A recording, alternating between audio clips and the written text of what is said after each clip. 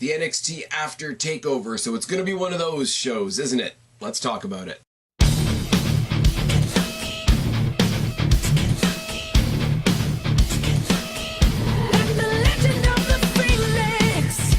What's going on, everybody? It's your buddy, it's your pal Spaz Phoenix, the YWC Reality Check, here with your April 10th NXT review, the post-takeover NXT review, and you know how we do it here. If you've never been here before, then this is where we do the house cleaning. This is where Spaz takes all the other stuff that we could mention in any other video that I do, and we could just dump it at the beginning of this video, because this is the only video, let's be real, that goes out every single week. Gonna start it off with a little bit of a downer. A little bit of a bummer on my part. We had TakeOver, we had WrestleMania this past weekend. Did the PPV Pick Em. Here are some of my notes with all of you crazy fuckers that decided to join me for the pay-per-view Pick Em. I literally do not have the votes, or not the votes, the picks and scores tabulated yet, so I don't have that for you right now. I'm going to give it to you next week sometime, so I apologize for that, but WrestleMania weekend was very full.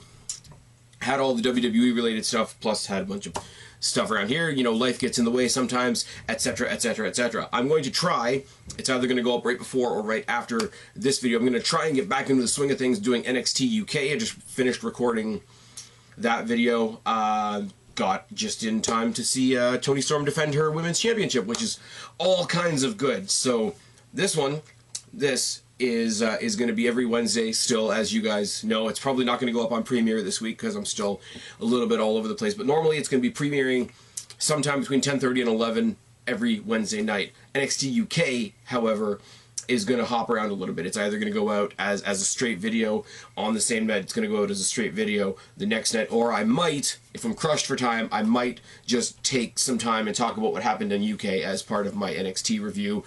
Not sure how that's going to go going forward, just being honest with you guys. And in the realm of time getting away from me and real life getting in the way, no, the WrestleMania April Q&A has not been done yet. Hopefully this weekend. So once again, let's say it all together, the Q&A is not done yet and it's late and all that sort of thing. We will be doing sometime next week, myself, Kristen, Guapo, we are going to do the aftermath video for WrestleMania weekend. I was going to do it this week, going to try and fit it in with all the other things I'm trying to catch up on, but we know that the Superstar Shakeup is taking place in Montreal next Monday and Tuesday, so why would we only talk about some of the aftermath? We do have TakeOver to talk about. We do have the Hall of Fame to talk about. There's a lot of things I could mention about the Hall of Fame. Some good, some bad, and some sort of controversial. WrestleMania was an endurance trial, was it not? I could talk about the 2 new members of ROH, which just make me chuckle a whole bunch, and a bunch of other things all along the way. We're going to take all of that, the Raw and SmackDown after Mania, the draft, the Superstar Shakeup, and whether or not the brand split even matters anymore. We're going to talk about all that stuff next week with Kristen, with Guapo, and it's going to be a good time. We're probably going to ramble a whole fucking lot. Speaking of Kristen and Guapo, more so Kristen, she and I finally got around to reviewing Captain Marvel, Ant-Man and the Wasp, and previewing Endgame. If you want to go back a couple videos on this channel, that is there for those of you guys that like the movie reviews, like the Marvel stuff that Kristen and I do. We will most likely be doing a review of Endgame when it comes out. But let's be real for a second. We could just wait and all go to New York, all go to MetLife, and we could just watch Endgame on that super generic bullshit screen they had. Could we not? I think, looking at the notes, I think that's all the house cleaning, guys. So let's get into the post. Lost my train of thought there. The post TakeOver NXT. You guys know the drill. It always takes place in the arena where TakeOver takes place. So none of the people that were at TakeOver are part of this show, but it is kind of nice. Get the Barclays Center feel. It's a TakeOver Brooklyn feel, even though they're calling it TakeOver New York now, which is very, very strange. Obviously, we start with an overview of the entire pay-per-view, and I mean, they changed up the music a couple different times, but it's mostly Disturbed, their song Are You Ready? As I say, it's the same thing when Hailstorm shows up. I mentioned Hailstorm in my UK review, I'm going to mention it here too. Disturbed is the same way. You want to take the best brand in the WWE and mix it with one of my favorite bands. it's going to be a good time. And then we got onto the introduction, and apparently the new introduction is done by Slipknot, which I could do without, but that's neither here nor there. We started off the first match of the night as Candice LeRae versus my hometown girl ALIYAH, and unfortunately she brought Vanessa Bourne with her. It was all right. I like Candice LeRae. I wish they would do more with her. It was nice to see her in the women's battle royal the night, or sorry, 2 nights after her husband won the vacant NXT championship, which we're going to talk about later on. But her and ALIYAH and Vanessa Bourne have this weird little 3-way rivalry, not 3-way, but like 2-on-1 rivalry, which is odd because Candice LeRae doesn't have a tag team partner. Not gonna lie, 2K over there.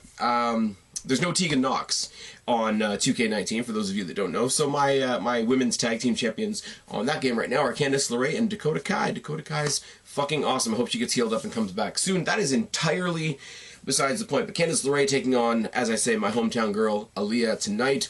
Basically, ALIYAH screaming at the New York crowd, being the Toronto girl, saying that you have to cheer for her, was an entertaining component of this match. But other than that, I think ALIYAH's vastly underrated, and we don't see enough Candice LeRae, so this was all right. Collar double time, and they trade hammerlocks to start today. Arm drag by Candice. I can speak, I swear. It's first match. It's a good sign. This can only go well. Choke on the ropes by ALIYAH, a knee drop in a mud hole stomp, a seated straight jacket by ALIYAH, which was nice, arm drag by Candice, a big boot by ALIYAH, multiple pin attempts and a slap in the face when none of those multiple pin attempts actually get the job done. Takedown by Candice, a series of back elbows, a step up senton by Candice, which was nice, a neck breaker, a moonsault, and Candice LeRae gets the win. I say she went for a moonsault. What she really went for was more like a lion salt, and I think she hit it a bit long or a bit short, depending on your point of view, really. After the match, she's selling her knee now. I don't know whether that is legit. I haven't read anything just yet, or whether they're just going to play up a story where she fucked up her leg on a moonsault that was not the greatest. But I like Candice LeRae, and I want her to wrestle more. I want her to stop playing Johnny Gargano's wife, even though that's definitely a thing. Think about all the couples in WWE, most recently Bray Wyatt and JoJo. Think about, like, if they did the mixed match challenge for real. Like, just think about that for a second. But you got Candice LeRae, Johnny Gargano. Could be contenders. I mean, for the fuck of it, throw Ronda Rousey and Travis Browne in the mixed match challenge. Fuck everybody up. But I'm rambling. It's tired in here. We see the highlights from the Dream Riddle match. People are saying that this was the match of the night at TakeOver. I don't think that's true. I think this is a very weird.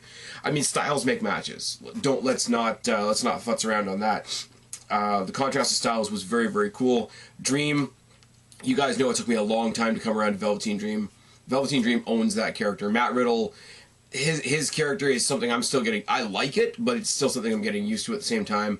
Velveteen Dream's Statue of Liberty entrance at TakeOver was awesome. He retained his belt. Obviously, we see after the fact him doing a selfie video, sort of talking himself up, talking about how he was the highlight of the night, whatever, how he shines on big stages and whatever. And he must have been backstage at WrestleMania because walking by was Buddy Murphy, and there's somebody that doesn't shine on the big stage, and he talks some shit to Buddy Murphy, which sounded really strange until you find out that next week on NXT we're going to see Velveteen Dream defending his North American Championship against Buddy Murphy. Now, it's weird, right? Because they're doing the draft next week, and they've already pulled up so many people from NXT. I made the comment on a couple of different channels. I'm just going to shout out a couple channels to you right now that you should check out if you haven't. You should check out everything What Culture does, because I'm a mark. You should check out my buddy OKFib. You can check out Good Mike Work. You can check out what I've started most recently watching, which is the Joe Cronin Show. And I've had conversations with various people on all those things, where the call-ups next week, if there are call-ups as part of the Superstar Shake-Up, should not come from NXT. If you want call-ups, you should get some call-ups from NXT UK 205 Live. Your two very, very prime candidates, I guess you could say, for call-up from those two brands are the two people that just dropped their belts over the course of this weekend. You want to draft up two picks that people aren't expecting. You got to draft up Pete Dunne and Buddy Murphy. I don't think you can take any more from NXT because it's not in a bad place because they're constantly replenishing, but it's looking shallow right now, and I'm just about done with the same four people fighting over the women's title, which we'll get to a little later on. But bottom line, Velveteen Dream talking some shit to Buddy Murphy. Buddy Murphy and him are going to fight over the North American Championship next week.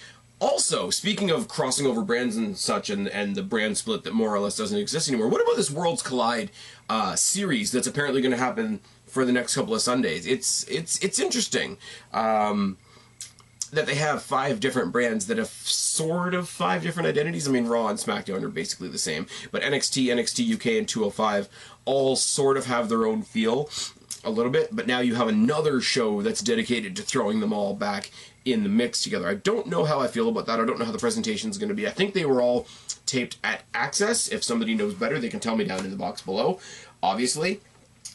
But it's an interesting little thing, isn't it? I'm just thinking right now, you got a 205 Live guy going after an NXT title. But, I mean, they could draft Pete Dunne back over to regular NXT, couldn't they? They could draft Buddy Murphy to regular NXT, but I mean, he's already been there, and he'd run into his old tag team partner, and they would reignite that feud, and it would be bullshit. But it's very, very fluid as far as the brands, because it's not a straight back and forth between Raw and SmackDown, and it's not a straight upward trajectory from NXT anymore. You got five different brands to think about, and especially if you think about the return of things like the Mae Young Classic and possibly the Cruiserweight Classic. There's no for sure direction. I'm really interested to see. I'm pretty sure whoever they bring to the main roster they're going to ruin, but I'm pretty sure as well it'll be interesting. I mean, we saw the return of Sami Zayn. Lars Sullivan finally moved up and beat up an old man, etc., etc., etc. Drew McIntyre was on SmackDown for reasons, and Kofi Kingston infiltrated Raw because he's just that cool and he can fuck off and all. Way off on a tangent there, aren't I? Yeah, the WWE Championship is a mid-card title now. Oh, yes. Let's talk about the show, because I'm just going to get myself in a lot of trouble. We see some highlights from the tag match, and how the fuck good was the tag match. War Raiders taking on Ricochet and Aleister Black. It would have been cool, I'm not going to lie, to see Aleister Black and Ricochet walk into WrestleMania carrying NXT titles. It wouldn't have made sense, but it would have been cool. But also the ultimate respect shown by the War Raiders to Ricochet and Black, thanking them for their time in NXT, the interviews that they did backstage, the way they got to make their exit in Brooklyn. Brooklyn is sort of like the unofficial home of NXT. It feels like when they're in the Barclays Center, I know it's all New York, and I'm making a really stretched metaphor here, but NXT treats the Barclays Center like WWE in general used to treat MSG, but a couple of other jobbers came in over the weekend and mucked up MSG. Did they not? The match was great. I don't know what they do with Ricochet and Black from here. They had their shot at the SmackDown titles at WrestleMania, but those titles are now on my boys, the Hardys. Holy fuck, how much is there to talk about after this week? The draft should split them. I don't know who you put where. Raw is for characters and SmackDown is for athletes, so I'm assuming Black goes to Raw, Ricochet stays on SmackDown. I really, really don't know, but that match was something else. It really was. And fucking Hanson is terrifying. Can I just put that out there? Going flip for flip with Ricochet, a guy the size of that is terrifying. I don't know who goes after them next, because we got a tag team main event to talk about later on, and the Street Profits are in that match, and I don't even think the Street Profits are going up against War Raiders anytime soon, which sucks, because I like the Street Profits. As I say, we'll talk about that match when we get to it, but I don't know what you do with these guys right now, and this is why I say you can't take anything else from NXT, because they kind of need to replenish. Now, I'm reaching out to my New Japan, to my international, to my indie fans out there, to my non-WWE fans out there. Honestly, treat me like I'm an idiot. It won't be that hard. Who the fuck is Kushida, and why should I care? Because I've seen this video of Triple H and William Regal signing Kushida to NXT. Now, I get it's a name that I've heard. It's a name that I've heard, and it's a big deal, apparently. New Japan fans, put it down in the box below. What do I need to look at to see this guy? Pretty by the numbers. It's a backstage, you know, Triple H putting him over, Regal putting him over, gave him a chance to speak. He basically said thanks for the opportunity, and I'm gonna try my best. It wasn't like an in-ring contract signing where you got a new person, so automatically somebody else tries to make a name on them. I'm thinking about like when Emma interrupted Asuka in her debut in NXT. That went well, didn't it? But I don't know. Point blank. I know there's a lot of names that I hear raised up a lot as far as New Japan and who should come over and who we hope doesn't come over because WWE will obviously ruin them, etc. I know I've heard the name Kushida. What do I have in store? I usually put this to my buddy Guapo, my co-host. He could probably tell me. I'll probably talk to him after I'm done this video, now that I mention it. But anybody else, anybody out there that's really, really, really living that New Japan life, what have I got to look forward to here? Am I going to have fun with this? Is it going to be another Hideo Itami where he fucks off? Is it going to be another Tozawa where he becomes a bit of a cartoon character? Who's going to be Shinsuke Nakamura, who is a rock star, except he's not, and he is tagging with Rusev now? Or is it Asuka, who lost her title just in time for WrestleMania? I really don't know. This is me coming up and telling you that they signed a guy. I don't have a fucking clue. Danny Burch versus Jackson Riker. Danny Burch and Oney Lorcan are a great team. Apparently Oney Lorcan's been on 205 Live. I guess I should start watching 205 Live again. Danny Burch is over in the UK as well as NXT. Oney Lorcan is in 205 Live as well as NXT. Again, the brand split just doesn't exist. And the Forgotten Sons are still missing something as far as I'm concerned. Jackson Riker is a terrifying looking dude. He used to do that weird slingshot powerbomb thing. Spoiler alert, he didn't do that in this match. But dropkick by Burch and a beatdown, some chops and an enziguri. Top rope leg sweep by Riker, a back elbow and a slam. Back suplex by Riker, diving headbutt, and he rakes the face a little bit afterwards. Sleeper by Riker, chops by Burch, corner splash, dropkick by Burch. The Sons run in, but Lorcan take them out. The Sons basically run, the other Sons, fucking names, Cutler and Blake. See, Blake, talking about Murphy before, now we're talking about Blake. See how that all runs together. Cutler and Blake try to run in, but they get immediately chased out by Lorcan, who does a sort of a suicide crossbody over the top to the outside. One guy takes out two. See, this is how it works, WWE. This is why the Kofi Kingston story doesn't work, because the heels have the numbers advantage, because it shows how unfair they are, and da da da da da, and that's just not what they did with New Day and Bryan and Rowan, because New Day doesn't know how to babyface. Anyways, there's going to be comments in the comment section for that one. Hello Richard, hello Shannon, I see you.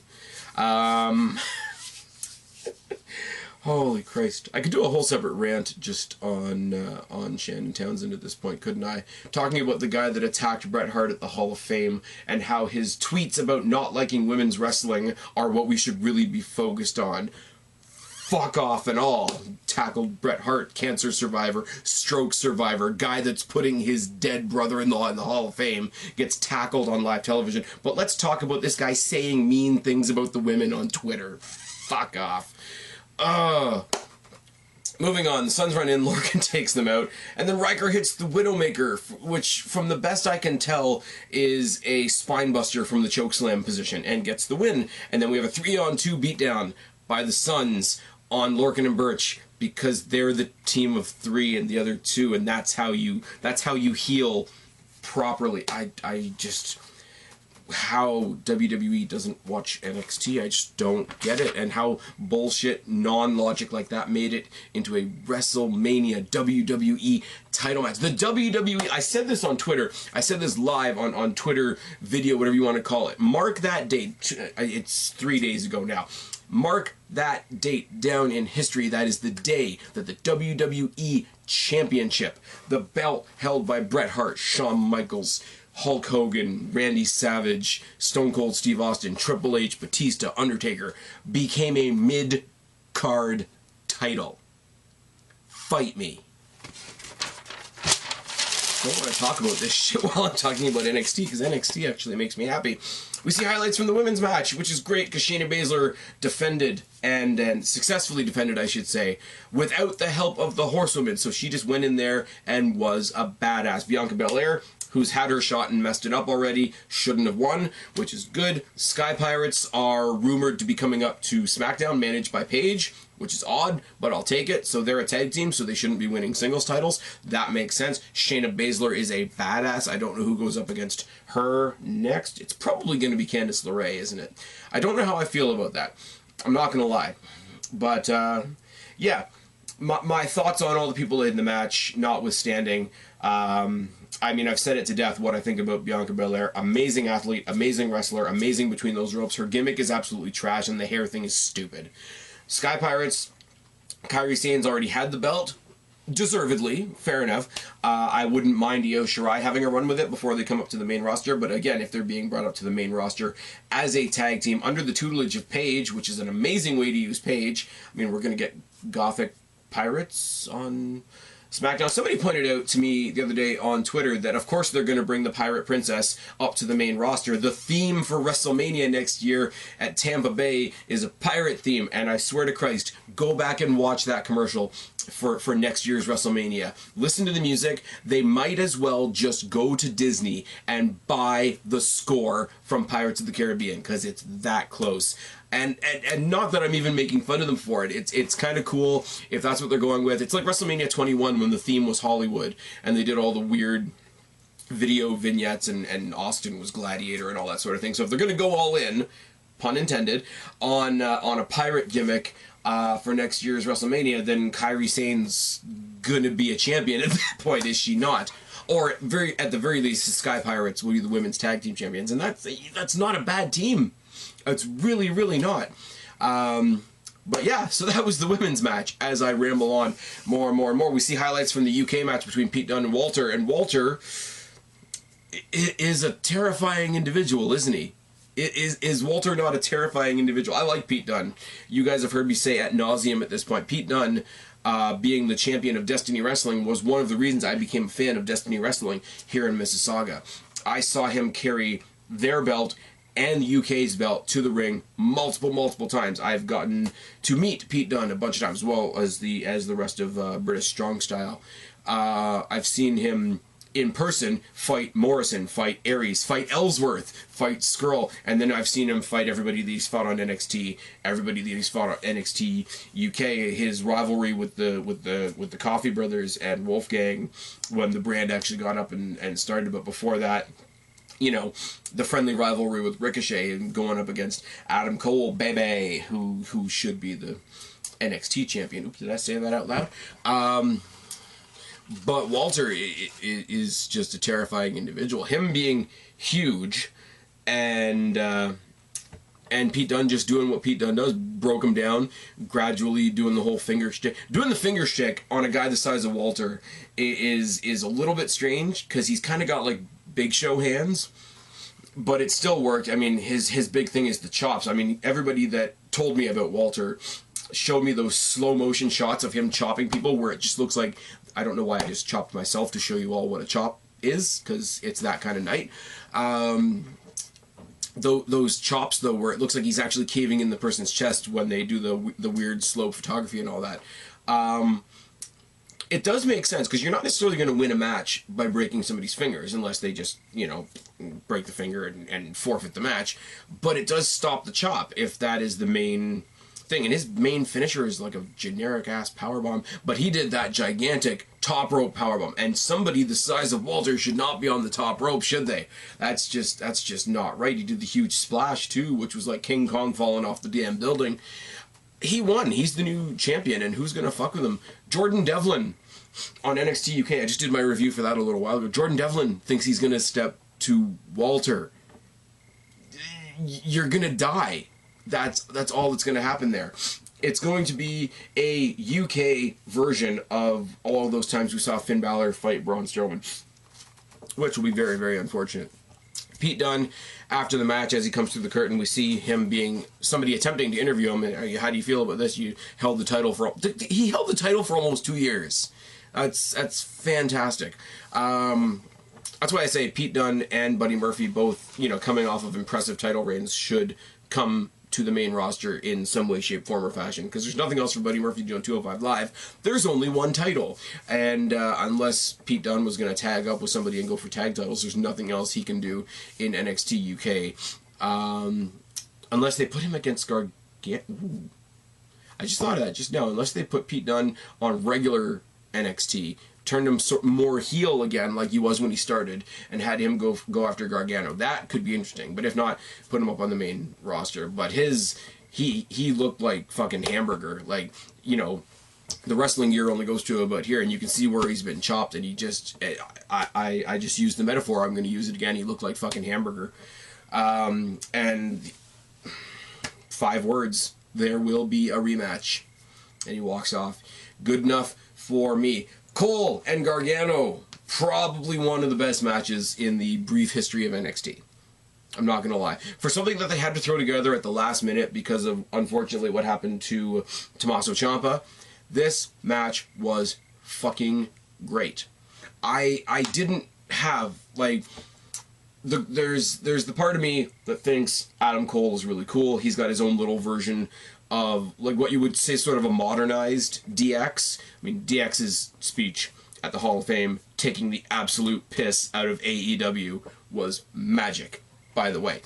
But Adam Cole, he owns the ring, and he owned the ring before he was ever even in any title picture. Gargano is the underdog, but with the underdog shtick, there isn't that same owning of the ring. He owns the crowd. Gargano has the crowd in the palm of his hand anytime he's in the ring, whether he's a face or a heel. Let's not tap dance around that.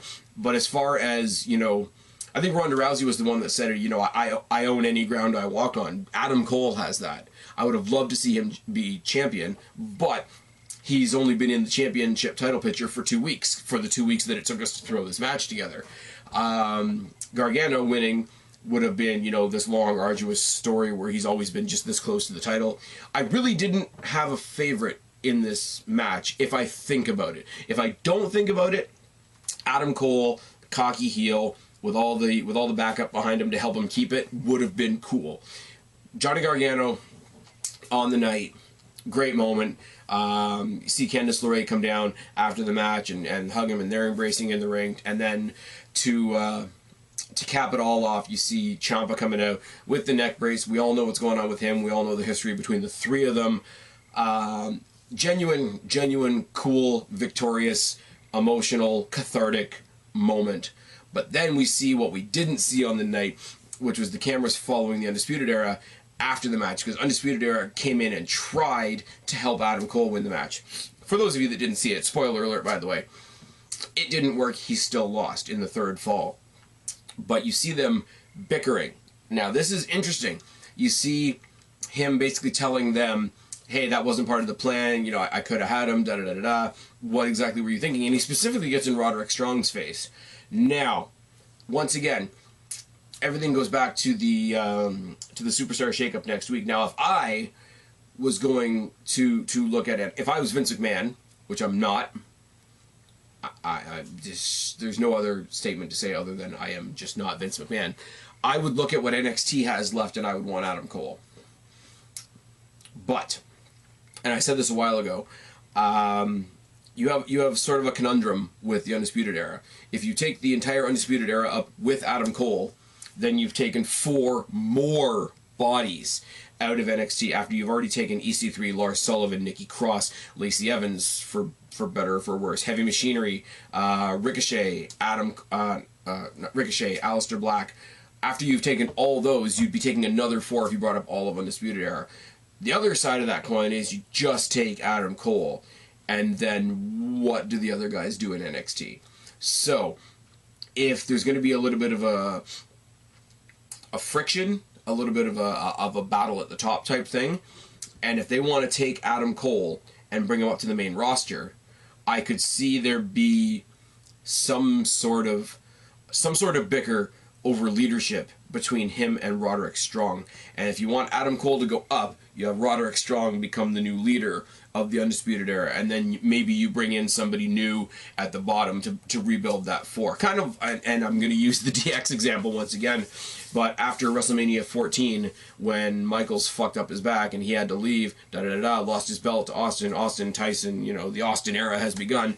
Triple H came out the next night on Raw, brought back X-Pac, roped in the New Age Outlaws and along with himself, and China completely rebuilt DX. They could do something really cool with that. with Roderick Strong as the new leader of the Undisputed Era and maintain that reign of terror on NXT.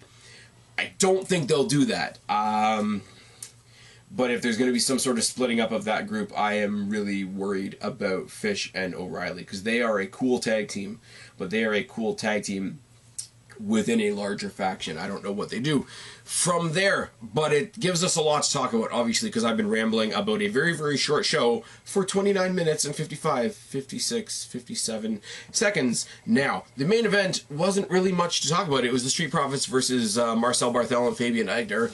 Barthel and Ford start the match. The corner tackle and double team by the heels. Double dropkick by Ford. Flapjack suplex by Barthel. Double mudhole stomp by the heels, a snap suplex by Fabian, a spinebuster by Fabian, and a sleeper body scissor combination. Double tackle by Dawkins and a suplex, and then followed up by an exploder suplex. Carrier, I cannot read my own writing. That looks like it says carrier clothesline, but it's corner clothesline by Dawkins. Double basement dropkick by Fabian and Barthel. Brainbuster by Fabian and a moonsault. Spear by Dawkins. Doomsday brainbuster by the Street Profits for the win. Now, ordinarily, I would say Street Profits put him back in the title picture, but after the showing that War Raiders, I can speak, I swear, it's that time of night, guys, I promise we're almost done. After the performance that War Raiders put on this past Friday, Street Profits are going to have to step their game up to meet that, because it's fun, it's a very average weekly NXT tag team match, which means it's very good, but it is not on the level of what we got from the War Raiders this past Friday. So that's basically a gauntlet thrown down to whoever's left in the NXT tag team division. You got Lorcan and Birch in there, which would be cool. I would love to see Lorcan and Birch, actually, versus the War Raiders. I think that would be a cool match, but Street Profits need to do something. Barthel and Fabian need to do something. Why can't I think tonight? The Forgotten Sons need to do something to match what the War Raiders gave us on Friday. Because low-key, although I will say that the main event was the main event, of the undercard of basically anything not the main event, I think that tag team match might have been the second best match of the entire TakeOver. Now, I'm losing my voice, which is very, very unfortunate. Got a lot more stuff coming soon. As I say, the Q&A is coming eventually. The WrestleMania hangover is coming next week. We're going to try and get back on board with the NXT UK reviews. It's all coming down the pike. WrestleMania is over. It's a brand new wrestling year. I've been Spaz, your YWC reality check. Subscribe up there, talk down there, start a conversation. Keep all these conversations going. Don't be a stranger. I will talk to each and every last one of you later, but for right now, I am tagging out. Bye, guys.